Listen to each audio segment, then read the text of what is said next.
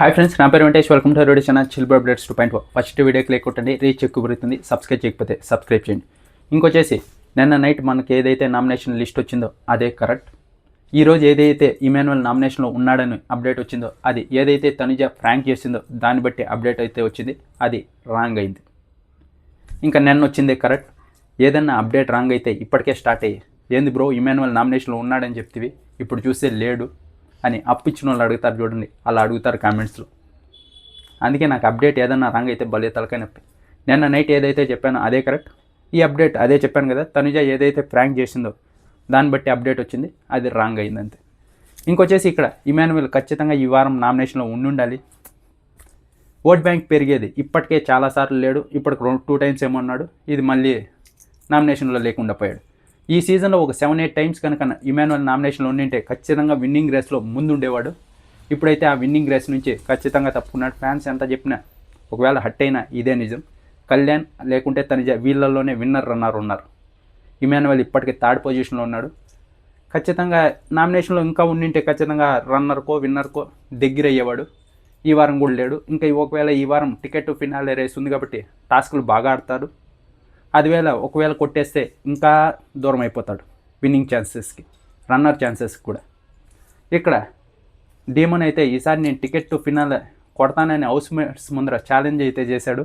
దానికి నామినేషన్ పడింది. సంజన గారు ఎత్తుకోవచ్చు, అంటే నువ్వు ఒక్కడివైనా కొట్టేది, మమ్మల్ని అంతా తక్కువ చేస్తున్నావా, నువ్వు అలా మాట్లాడడం నాకు నచ్చడం లేదు అని సంజన గారు డీమన్ని నామినేట్ చేశారు. నిజంగా నాకు ఎలా అనిపించిందో. ఈరోజు అయితే డీమన్ని ఆడుకున్నారు అందరూ పాపం. ఒక్కరిద్దరు కాదు, అందరూ. అతనేమో సరిగ్గా డిఫెండ్ చేసుకోలేకపోయాడు. వీళ్ళందరూ ఒకే పాయింట్ అందరూ వేశారు డీమన్కి. ఇంకా ఆ తర్వాత సుమనన్న పాయింట్స్ ఉన్నాయి. రీతుకి నువ్వు 2 వారాల నుంచి సేవ్ అవుతున్నావు, నువ్వు మాట్లాడతావు కూడా, దానికి వల్ల కూడా నేను డిస్టర్బ్ చాలా అవుతున్నా, అందుకే నువ్వు నామినేషన్లోకి వెళ్ళిపో అని నామినేట్ చేశాడు. ఇంక ఈ తర్వాత ఇక్కడ వచ్చేసి డీమన్కి, నీకు బాగా హెల్త్ బాగలేదు కదా, అందుకే నువ్వు ఇక్కడ ఉండడం కరెక్ట్ కాదు బ్రదర్, ఇంటికి వెళ్ళిపో అంటున్నాడు. అదేం నామినేషన్ పాయింట్స్ అన్న? ఒక్కటన్నా ఇంతవరకు ఈ సీజన్లో ఎవరన్నా నామినేషన్ పాయింట్ కరెక్ట్గా చెప్తాడని చూస్తే ఇంతవరకు ఒక్క పాయింట్ నామినేషన్స్ కరెక్ట్ చేసిందే లేదు. అవి పాయింట్సా? అది నీకు హెల్త్ బాగోలేదు అందుకే నువ్వు ఇంటికి వెళ్ళిపో అని నామినేట్ చేస్తున్నాడు. నవ్వు వస్తుంది ఖచ్చితంగా. అలా నామినేట్ చేస్తే, అది లాస్ట్ వీక్ వచ్చినప్పుడు వాళ్ళని అన్నీ నామినేట్ చేస్తే వాళ్ళకి ఎంత ఇది ఉంటుంది.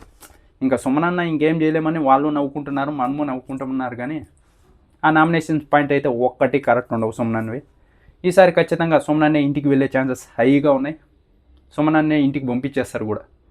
ఫస్ట్లో అయితే విన్నింగ్ రేంజ్లో ఉండే, ఎందుకంటే ఆ కామెడీకి అందరూ మెచ్చుకున్నారు.